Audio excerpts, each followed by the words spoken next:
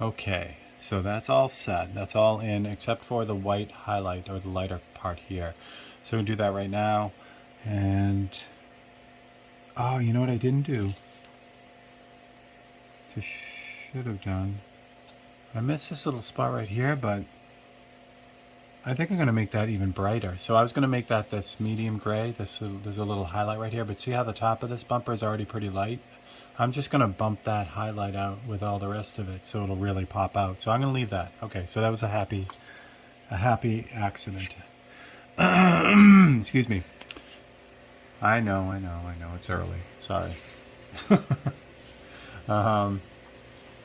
Okay, so this has got a slight misalignment here. It's not a bad thing, but that little guy right there, I'm also trying to decide if I'm going to lighten that up too. And you know what? Again, it's relative. So, well, maybe I should. I have to. Well, yeah, because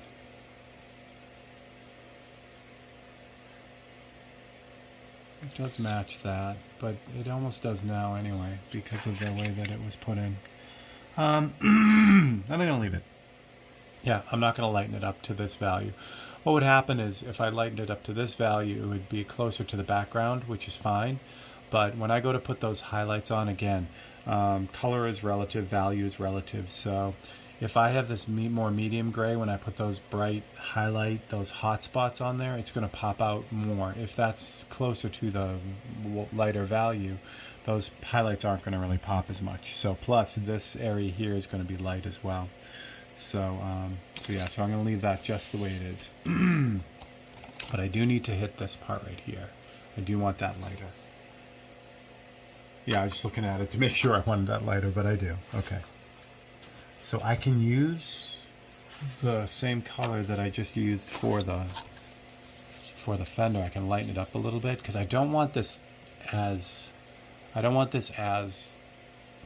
you know, as different as it is in the photo. I think I want a little bit closer in value to what's already there. It'll make it a little bit more subtle for this. And here's a good omission too. So that right there, that little black triangle, is the corner of the shadow. It's sort of unnecessary. So I'm going to pull it out. It's going to just clean it up a little bit. It is really there, and it would be there if this photo was taken in the studio of this car. But again, it's extra information that can come out. It's not a big deal. Okay, so now I want to just double check to see if there's anything else that needs to be lighter. And yeah, there is. This part right here can be a little bit lighter. Not a lot, again, because I got this beautiful bright flaring highlight on the front of this. So I want to be able to preserve that, but I want to fade the back of it a little bit with that. Excuse me. Still in the morning. Sorry. Voice is not working at all. All right, great. I think that's good. Okay. So again, it's a template that I've used now for multiple things. Just the pinstripe, the darker spots on the interior, and so there's nothing near that. So I can use this for everything. So a set of photocopies goes a long way. Generally, on average, I'll use probably about 10 to 12 images. So for this size, I can fit 2 on a page. So you're looking at about 5 to 6 copies to get that to work. And it's not always that way. On a more involved painting, I can sometimes grab more of them. But generally that's it. It's funny, on the 543s, the little ones, the black and white ones, for some reason I always use 8. I don't know why, and I don't try. It just usually works out. So I can fit 6 on a page, so I'll get all 6, and then I'll use 2 from the other page, and it's like almost like clockwork no matter what I'm doing. Cars, people, it's weird. I don't know why. So, all right, there's no reason for it either. I don't know. Okay. So there is a little bit of gray in there. There's probably about 2 drops of that gray color. So this I can tint. Now, obviously, if it was a lot, you know, if there was like half a cup of paint in here, I would want to tint that, because in order to get that to lighten up enough, I would end up with a whole cup of paint, and that's just a waste. So if there was like, you know, if there was the bottom of the cup filled with paint, I would get rid of a bunch of it before I started. And I know this isn't gonna work because I know the cap is all dried up. So I'm just gonna open it. This is 1-to-1, so again, I need that strength to bump this up, and that's probably too much, but that's going to be okay. So that means I'm going to have to clean that bottle out. Or what I could do is I have shiny new bottles, so I'll switch everything over. I made new labels for them all. I'm just having a hard time getting them to stick, the labels on those solvent-proof bottles. All right. So this is a bit light because all that white fell out into the brush. So what I'm going to do is I'm going to rely on the gray underneath and kind of start with a tint. If it doesn't work the way I wanted to, then I'll mix this a little darker and go opaque over the whole thing. But I think I can get away with this. This I want to be down here a little bit more. Oy, there we go. That working first. Yeah, that's going to work out fine.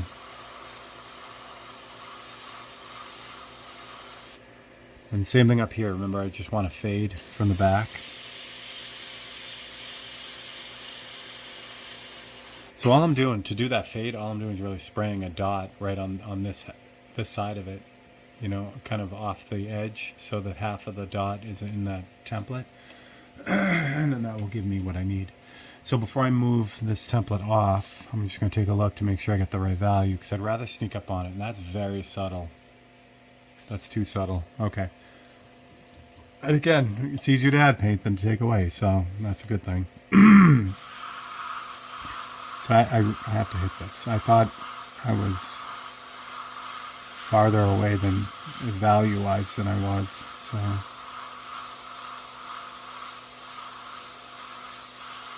so that feels good. So same thing, just going to slide this over, take a look at it before I move the template off, and that's perfect. That's just what I wanted. I don't want it too far off from this gray. I don't want it to be in your face, but I did want it to kind of show up, so that's good. Boy, oh boy. All right. Good. So now I'm just double checking to make sure I got everything blocked in, which I think I do. I know I gotta quit the cigars at night. I don't really smoke cigars at night, but all right. Yeah, that's really good. There's one more little block in, and that's this little area right here. It's black from the shadow. And then, you know, that misalignment right there, I'll touch up with a paintbrush. There's a lot of paintbrushing on this anyway. Yeah, let me just hit that one real quick. Can I use the same template? Sure, why not? All right. So this gets dicey because there's a cutout right here, but I'm going for this little black thing right here. So it gets dicey because, first of all, they're so close to one another. Second of all, they are opposite in their color or value. So there's room for disaster there. But what could go wrong? Also can't see where the bottom of the bumper is, so I gotta kind of wing it.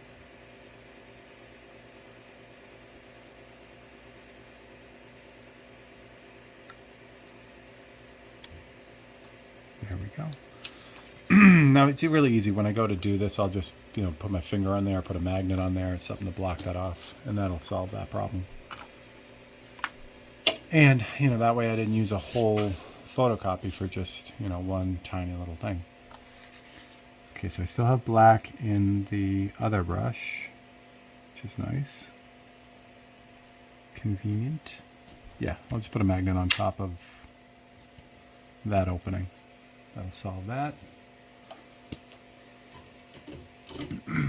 I have still the shading color in this, the shading black, that 20:1, so this is going to take a while to build up, but it will work. Just have to be patient with this.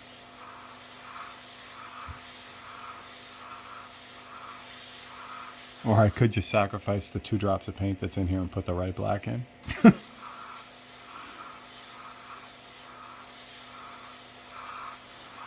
But if you're doing this, and you want some, you need to kind of slow down and practice that patience thing where you're putting light layers on and letting them dry in between, then if you have the option to do it this way, do it this way.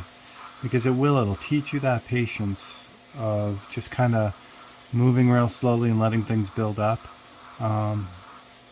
Yeah, it takes longer, but the translation is you get more control. You automatically get more control because you're slowing down. I mean, it's not slowing down in your airbrushing, slowing down in the process. That's the trick. We live in this society where everything has to get done today. Everything has to get delivered in an hour. And it's good for some things. It's not necessarily good for things like this, where you need to really slow down and take your time and get it to work. So that's 20:1, but I got as black of a black as I needed. Okay. Since I have it in this brush, and there's not much going on here. Yeah, why not? Okay, so next step is to do all that paintbrush work. But since I have the black in the brush and it's just a little bit left, I can kind of use what's in there before it's gone. So what I'm doing is I'm looking for an angle that's roughly about what that is. And this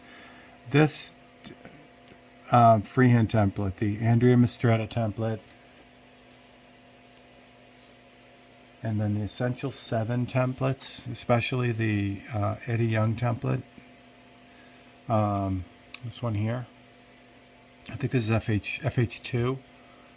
These things are invaluable. There is a roll in a corner on any of these templates that will match just about anything on the planet. It's wild. So yeah, I can't stress having these enough. It's just they work so well. The Radu Vero templates too are also very, very good. So for the long, this is one of the few long template curves that they have. This is the RV2. So this has nice long curves on it, which is great. And then the match for that, these come in a set. And he also has this, he calls this the Pharaoh because it looks like a little Pharaoh on one side. But this is a nice straight edge on it, 90-degree corner. And then it's got all these cool little, curls on it. So I use these all the time. They're so good. Especially this guy. And this one, it's on the other bench, but this comes in a couple other sizes. There's even a little tiny one they use for fingernails, which I love a lot. So anyway, but that's what it does. It just lets you not have to jump in and always grab, a cutout. You can just, if you need to do something quick, you got a template that'll block that off. Okay, how's this spraying? Probably pretty good. So there's another little reflection here. Normally this comes after the paintbrush work, but there isn't much of it in this bumper, so I'm just going to throw it in now. And again, I have the paint in the brush, so that works. So the top side of this has a bright white strip in it, so I might cut that out too. Yeah, I'm going to need to do that before I do the rest of it. Okay. So I'll leave that black in the brush. What's going to happen is the longer that black sits in that brush, it's going to dry out and it's not going to work. And again, I'm only going to lose like 2 drops of paint. This is it's not terrible. What's more terrible is as it dries out, it becomes harder and harder to use that. So, so if I leave it in there and it's open like that, after about 15 minutes, that's going to spray differently than it was when I just immediately dropped it in. And you will notice that. So if you put a bunch of paint in, it's one of the reasons I don't use a lot of paint in the cup. Because if you load up that cup and don't put a cap on it, again, after about 15 minutes, that's really, the air is getting in there and it's starting to set up. It's not like, oh my God, it's a clump of paint and it's a dried solid mass. But trust me, as this stuff dries, it changes the way that it sprays. And if you're spraying real detailed stuff really fine and you set up the paint to work perfectly, I guarantee you're going to notice a difference in the way that it sprays. So that's why I use little bits, little couple drops here, couple drops there. I'll run out of paint before it really starts to change. So I'm just cleaning out that light gray. I'm going to use just a white because I want to get that bright highlight on the top of that bumper before I go on. There we go. That's clean. Put that aside for a second because I'm going to cut another template.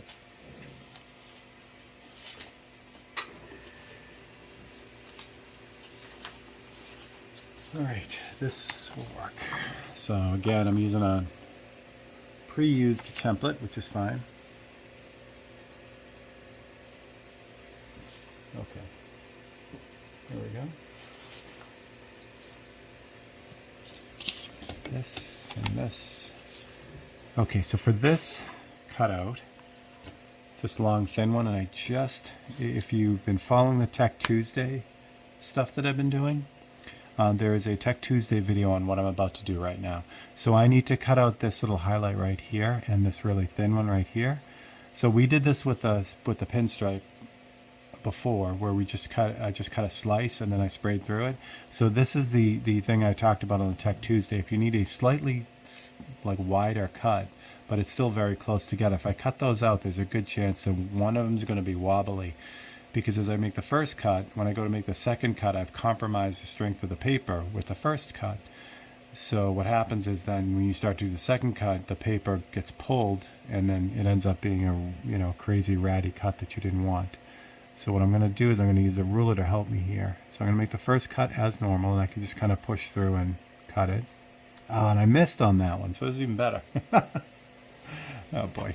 So I totally missed on that. So this will work the same way. So what I'm going to do is I'm going to put that ruler where it should be now. That first missed cut is literally like within a hair's width away. So I've got the ruler pushed down on that first cut, so it's going to hold it in place. And then I'm going to make 3 or 4 very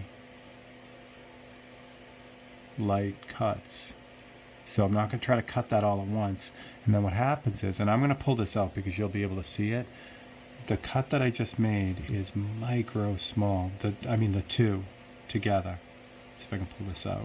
I'm going to cut it all out anyway, so it doesn't matter, but I want to show you. So see that little tiny cut that I just made? And that's perfectly parallel with one another. It's just so nice when that works that way. And you can't just cut, again, if you try to cut that with your blade without a ruler and without making multiple passes, one of them is going to be all wobbly. Trust me, I know. So same thing down here. This is a little bit farther away, so I don't have to, go with 18 passes, but still, I go with 2 or 3 just to kind of keep that paper from getting pulled around. And that is the actual cut that I needed right there. So we shall do it again on this side. So start with the upper one. Or no, actually I'm going to start with the lower one, I'm sorry. So by starting with the lower one, when I do the next one, I'll be able to hold it down. So get that one in first. There we go. And then I move up to the next one, which is right next door. This is going to be the same kind of cut that I just showed you, the one that happened by accident. So for this one again, I want to make 3 or 4 passes. It also depends on the paper and the blade. Like this is a brand new blade. This is, heavy duty copy paper. So so there you go. So there's that little tiny cut, and I've got this really thin cut out there. So the other thing I'm going to do is, this is more of a total like flare than anything, so I'm going to fade that with white as well. Good. I feel good about that. All right.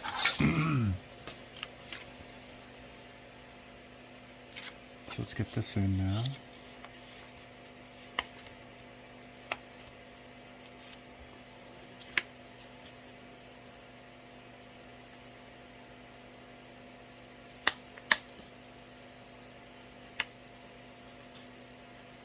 I think that might have been raised up. Okay.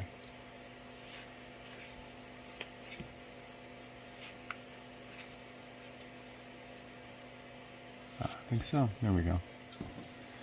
Again, magnets on the opposite side because I can hold the bottom down with my fingers. And that's probably all I'll need right there. Okay. A little bit of white.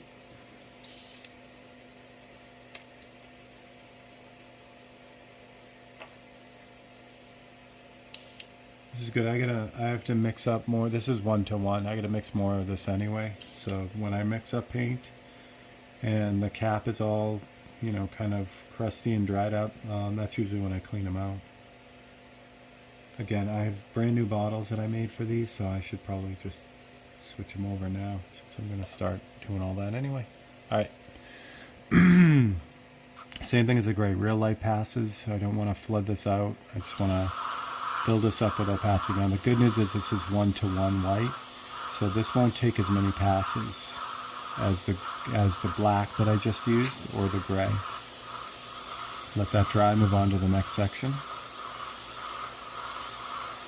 And this, when you're doing thin lines like this is all painting on faith. So I can't see the paint going down between that little tiny cutout. So I just gotta go in light layers, not push it, assume that it's going on the right way, and really hold back quite a bit. Because again, I can't see the paint going on there, so I gotta just kind of go through the motions. The highlight on the end of this guy here, same way as I did the gray, I just kind of hit one side of it, let it build up. Now that I've done that, I can jump back to the first one and hit it again.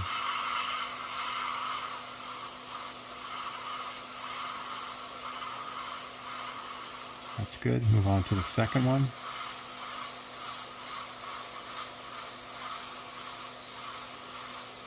And again, that's alright. It should be pretty good. Let me take a look. Oh, I just moved it anyway. Yeah, that's going to be good. Okay. Here we go. So just brighten it up a little bit. Excellent. Okay. So now I can jump to paintbrush stuff. So again, it doesn't really matter, black or white first. I always do black first. White to me indicates the end. You know, that's the final thing I've always done.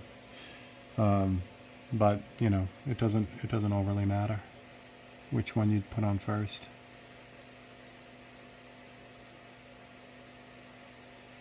I want to check this. This is a misalignment here, or no, it's not really misalignment. Actually, it was a really good cut, but it's the front of the fender.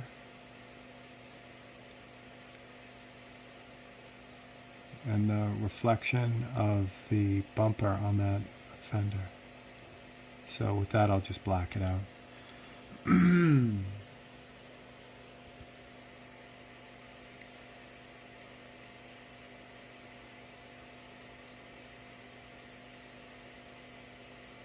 Lovely.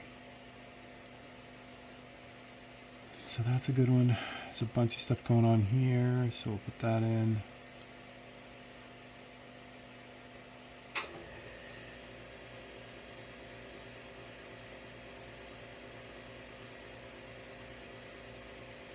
Okay, so for the slot where the directionals are right here,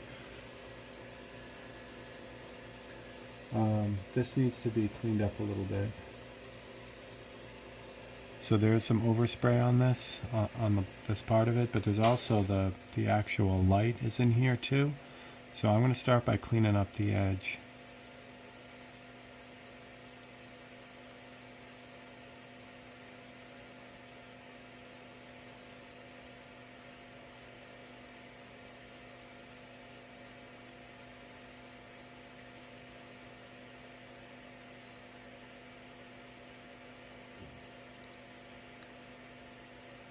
You can see that the density of that black compared to the just the kind of gray that's there.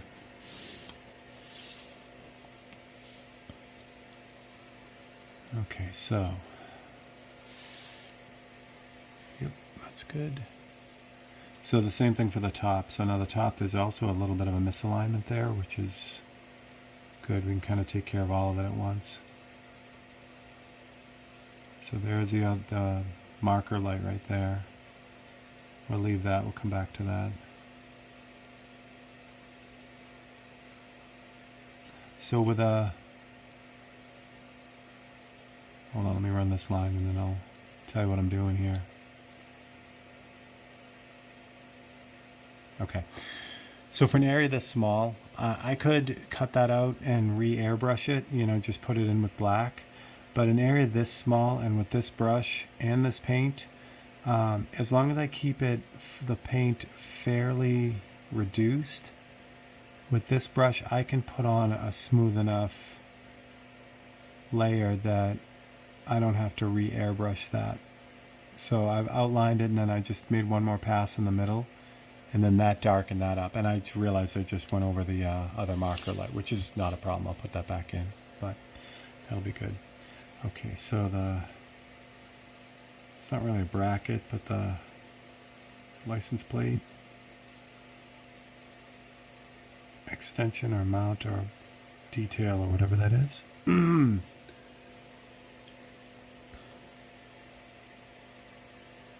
The front, top of the bumper has some darkness to it. And since I'm here in the neighborhood, the front edge of the car as well. Hit that now since I'm right there.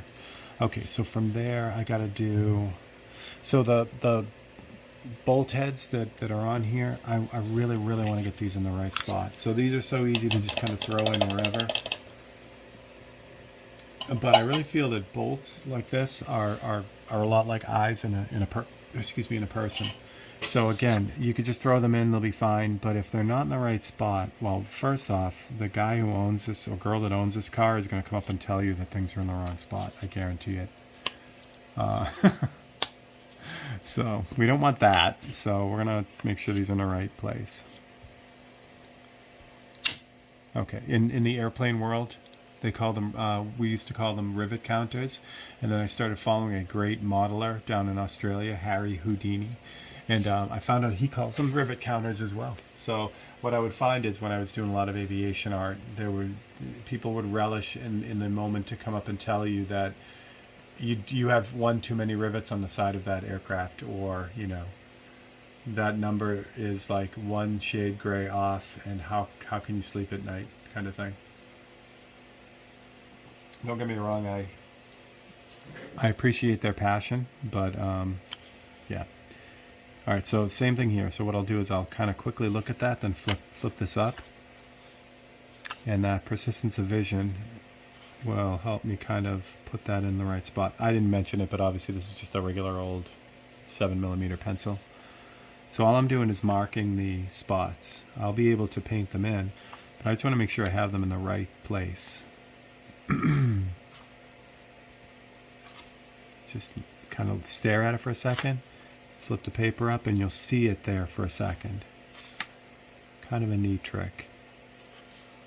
And since I have this here, there's nothing else really going on there, but that, you know, it would do that with everything. But there you go. So now I have the bolts in the right spot. Especially, I mean, I say that kind of offhandedly, but it is true. You know, like this bumper is, it moves back. You know, it's like a a really soft triangle if you were to lay it down on its feet here. So that moves away from you on this side. So that's in perspective, and it's very slight, but it's there. So if you just kind of guess and throw that in there, there's a good chance that side will be wrong, because it's, the way perspective works, it kind of tricks your eye sometimes. So yeah, I try to be as accurate as I can with stuff that's in your face like that, because this is going to have a little white highlight on it too. It's really going to be like kind of in your face, believe it or not. Plus, it's in the middle of this very, plain kind of bumper, so it sticks out. I say that as I made that one way too big. There's always stuff to fix. All right, and these look like just holes where the plate goes in, so these aren't bolts, but I'm going to put them in anyway. There is a really very faint, slight value change between this plate mount and the rest of the bumper, so I'm going to put that in once do I have black still in there? I do. How lovely. So put that in. I'm going to put that in right now, because if I don't do that now, I will forget it. So we don't want to do that. So again, straight edge here. So what I do to get a parallel straight edge, so I want it parallel with the other side of the license plate bracket. So what I do here is I line it up with this bracket first. First I'm going to make sure I know where it's going. Okay, I see it. Line it up with that, and then carefully just slide it over. And in this case, I'm gonna rotate it just a hair, just because of that perspective. But normally, like if I'm trying to get two parallel lines, that's what I would do. Oh, and I just did that. Oh well. So normally that's what I would do. So say I'm working on these two, the top and the bottom of this grill. So if I have my line like this, so what I'll do is I'll line up the template like this, or whatever I'm using, the ruler or whatever. And then what I'll do is just very carefully just slide it right up. And these aren't obviously parallel because of that perspective, but you get the idea. But that'll help you to kind of do that really quickly. The other great way to do it, I love these things. I gotta clean this, but these gridded rulers are fantastic for that. So that makes it really easy. So say I wanted this line to be parallel with this line, you just take a red line here, line it up, and then match it up to whatever you're working on above, and you're ready to go. It's parallel. So that's another great way to do it. Actually, that's probably the more accurate way to do it. All right. I said all that, and I forgot what I was doing. Okay, black. That's what I was doing. Okay, we're going to get this in, and then we're going to finish the bumper on the next one. So here we go. So again, I'm going to line it up just to get it reasonably correct, and then I'm going to rotate a little bit for that perspective. And this is just fading it in really lightly. A little bit more. Just a hair more, though I want it to be really subtle, because I had to look for it. It's perfect. It's just what I wanted. Okay, guys. Come back for the next one. We'll put the highlights in on this, get this done, and then we'll start working on the grill. And yeah, we're getting close. So thanks a lot. I will catch you guys on the next one.